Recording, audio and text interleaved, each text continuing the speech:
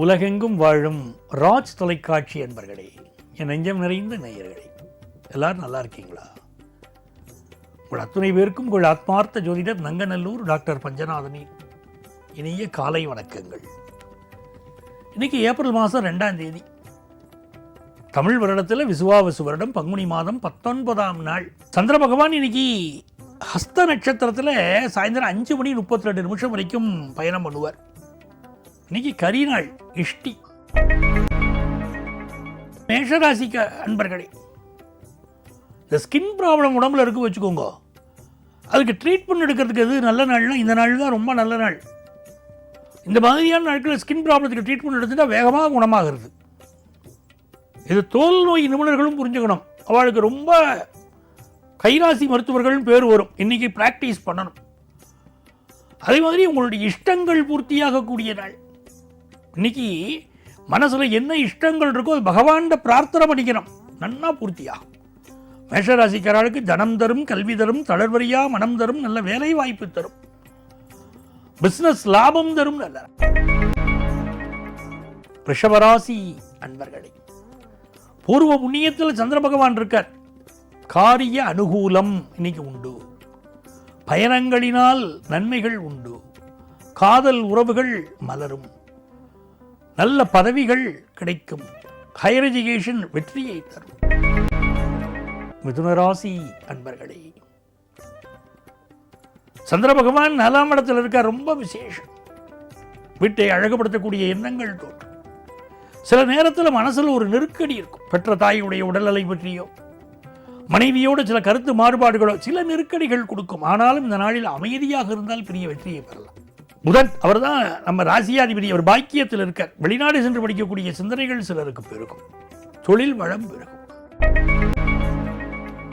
கடகராசி அன்பர்களே, உங்களுடைய பயணம், இன்னைக்கு பயணம் மேற்கொண்டு அந்த பயணம் வெற்றியை தரும். ரொம்ப இணக்கமான சூழ்நிலைகள் இன்னைக்கு உண்டு. ஆஃபீஸாக இருக்கட்டும், வீடாக இருக்கட்டும், எல்லாம் உங்களுக்கு சாதகமாக இன்னைக்கு இருக்கும். எழுத்தாளர்கள், பேச்சாளர்களுக்கு நல்ல பெயரும் புகழும் கிடைக்கும். பிஸ்னஸில் புதிய அக்ரிமெண்ட்டில் கையெழுத்து போடக்கூடிய யோகம் உண்டு. சிம்மராசி அன்பர்களே, கையை விட்டு போயிடுத்துன்னு நினைச்ச ஒரு விஷயம் திரும்ப நம்ம கைக்கு வரும். இழந்த ஒன்றை மீண்டும் பெறுவோம். தன லாபம் பெருகும். வம்பு வழக்குகளில் கொஞ்சம் ஒதுங்கி இருக்கிறது நன்மையை தரும். மனதிற்கு மகிழ்ச்சி தரும் நல்ல நாள். கன்னிராசி அன்பர்களே, ஏதோ ஒரு பரபரப்பு உங்க மனசுல இருந்துட்டே இருக்கும். பெற்ற தாயுடைய ஆசீர்வாதம் கிடைக்கும். அது மிக நல்லது. நீங்க எண்ணிய எண்ணங்கள் இன்னைக்கு பூர்த்தியாகும். இந்த நாள்ல விடாமல் பிரார்த்தனை பண்ணிட்டே இருக்கணும். நம்ம பிரார்த்தனை பண்ணிட்டு இருக்கும்போது தெய்வங்கள் ததாஸ்து அப்படின்னு சொல்லும். நம்ம எண்ணங்கள் எல்லாம் பூர்த்தியாகும். இன்னைக்கு முழுக்க பிரார்த்தனை பண்ணணும். இது ஒரு நன்மையான நாள், சந்தோஷமான நாள். வேலையாக இருக்கட்டும், பிஸ்னஸாக இருக்கட்டும், ரொம்ப நல்ல செய்திகள் வரும். நம்ம மனசில் மட்டும் ஒரு பரபரப்பு, டென்ஷன் இருக்கும். துலாம் ராசி அன்பர்களே, சந்திர பகவான் 12ஆம் இடத்தில் இருக்கார். ஒரு வேலை மாற்றம் பண்ணலாமா அப்படின்னு நீங்க தோணும். நிறைய பேருக்கு பார்த்தீங்கன்னா இந்த நாள் தாயோடு சில கருத்து மாறுபாடுகள் இருக்கும். எதிர்பார்க்கிற காரியங்கள் எல்லாம் அனுகூலமாக முடியும். ஒரு அலுப்பு இருக்கும் உடம்புல. தன்னுடைய பெருமைகளை பற்றி, தன்னை பற்றி, பிறர் புகழ்ந்துரைத்ததை பற்றி எல்லாம் இன்னைக்கு பேசுவீர்கள். பயண அனுபவங்களை பேசுவீர்கள். நல்ல நாள். விருச்சிக ராசி அன்பர்களே, ஆபீஸ்ல ஒரு ப்ரமோஷன் வேணும்னா இன்னைக்கு முயற்சி பண்ணணும், ப்ரமோஷன் கிடைக்கும். குழந்தை பாக்கியம் சம்பந்தமா மருத்துவ ஆலோசனை எடுத்துக்கிறதுக்கு நல்ல நாள். சில பேருக்கு இன்னைக்கு உடல் நலத்தில் சின்ன சின்ன பிரச்சனைகள் இருக்கும். அதுக்கு பற்றி பெருசாக கவலைப்பட்டுக்க வேண்டாம். தன லாபம் வரும் பிசினஸ் இன்னைக்கு. தனுசு ராசி அன்பர்களே, தாம்பத்திய வாழ்க்கையில் பிரச்சனை இருந்த வாழ்க்கையில் நீங்க இந்த பிரச்சனைகள் சால்வ் ஆகும். பிசினஸ் அமோகமாக நடக்கும். சரியா நடக்குமா நடக்காதா நினைச்சிட்டு இருக்கிற பிசினஸ் எல்லாம் நல்லா நடக்கும். புதுசாக வேலை வாய்ப்பு எதிர்பார்க்கிறவாளுக்கு வேலை வாய்ப்பு கிடைக்கும். வெளிநாடு செல்லக்கூடிய யோகம் வரும். மகர ராசி அன்பர்களே, கடந்த சில தினங்களாக இருந்த பிரச்சனைகள் எல்லாம் இப்போ நிவர்த்தியாகும்.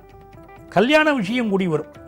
சிலர் கேட்பா, கல்யாணம்லாம் ஆயிடுச்சு சார், ஆனால் ஒரே பிரச்சனையாக இருக்குது, விவாகரத்து ஆகிடுது, அடுத்த கல்யாணம் கூடி வருமோ அப்படின்னு கேட்பா. நல்லா அடுத்த கல்யாணம் கூடி வரக்கூடிய யோகம் உண்டு. ஜாதகத்தில் கல்யாண பிராப்தி இருக்கான்னு பார்க்கணும். சரியான பொருத்தம் பார்க்காம கல்யாணம் பண்ணக்கூடாது. சில பேர் அவசர கோலத்தில் இந்த ஜோசியத்தை ஜாதகத்தை கொண்டு போயிட்டு தான் பொருத்தம் இல்லைங்கிறார். பேசாமல் அவர்கிட்ட கேட்காம கல்யாணத்தை பண்ணிடலாமே அப்படின்னு பண்ணிவிட்டு பின்னால் அடாடா கல்யாணம் ஆன பிறகு பிரச்சனை வந்த பிறகு ஜாதகத்தை எடுத்துன்னு கூடி வருவா. ஏன் இந்த நிலைமை அப்படின்னா, சில பேர் இந்த ரோட்டை கிராஸ் பண்ணும்போது பாருங்கள், மெயின் ரோடுகளில் கார் போயின்னு இருக்கும். இப்போ என்ன பண்ணுவா, கண்ணை பொத்திட்டு சடாரம் நடந்து கிராஸ் பண்ணுவா. இன்னும் கண்ணை பொத்திட்டு போனால் கார் இடிக்காமல் போயிடுங்கிற மாதிரி. அந்த மாதிரி இந்த மாதிரி கல்யாண விஷயத்தில் அப்படி தான். நீங்கள் பல நேரங்களில் கல்யாணத்தில் பொருத்தத்தை சரியாமல் பார்க்காம அப்படி கல்யாணம் பண்ணால் அது பிரச்சனைகள் கொடுக்குறது. நல்லா பொருத்தம், கட்ட பொருத்தம் பார்க்கணும். மகர ராசிக்காரர்களுக்கு முதல் திருமணம் பாதிக்கப்பட்டவங்களுக்கு 2வது கல்யாணம் கூடி வரும். ஃபாரின் ஆப்பர்ச்சுனிட்டி கூடி வரும். இப்போ ரொம்ப நல்லா இருக்கே. கும்பராசி அன்பர்களே, இது ஒரு அமைதியாக இருக்க வேண்டிய நாள். சில நாள் ஆர்ப்பாட்டம் பண்ணலாம், சில நாளைக்கு ஆர்ப்பரிக்கலாம், சில நாள் அமைதியாக இருக்கணும். ஏன்னா மனசு தப்பாக இன்றைக்கி சிந்திக்கும். அவள் நம்மளை அப்படி பேசிட்டா, இவா அப்படி பேசிட்டா அப்படின்னு தோணும். உங்கள் அம்மா இருக்காளே, எப்பவும் எங்கள் அம்மாவுக்கு என்னை கண்டாலே பிடிக்கல, உங்கள் அக்கா இருக்காளே அவளுக்கு என்னை பார்த்தாலே ஏதோ ஆக மாட்டேங்கிறது, அப்படியெல்லாம் கோவப்படுவள். தேவையில்லாமல் ஹஸ்பண்ட் ஒய்ஃபு கடையில் ப்ராப்ளங்கள் தெரியக்கூடிய நாள். ரொம்ப அமைதியாக இருங்கோ. சிலருக்கு உடம்பு அலுப்பு இருக்கும். இந்த நாள் புதிய முடிவுகள் எடுக்க வேண்டாம். அம்மாவுடைய உடல் நலத்தில் அக்கறை எடுத்துக்கோங்க. உங்கள் ஹெல்த்து கொஞ்சம் பாருங்க. மீனராசி அன்பர்களே, மீனராசிக்காரர்களுக்கு தன வருமானம் பெருகும், ஃபாரின் ஆப்பர்ச்சுனிட்டி கிடைக்கும், குடும்பத்தில் கல்யாண செய்தி கூடி வருமே, ரொம்ப ஆனந்தமான செய்திகள் கூடி வரக்கூடிய ஒரு நல்ல நாள். எதிர்பார்ப்புகள் பூர்த்தியாகும். வெளிநாட்டில் சென்று படிக்கக்கூடிய வாய்ப்புகளும் கூடி வரும். அன்பர்களே, நாளைய பதிவில் மீண்டும் சந்திப்போமா?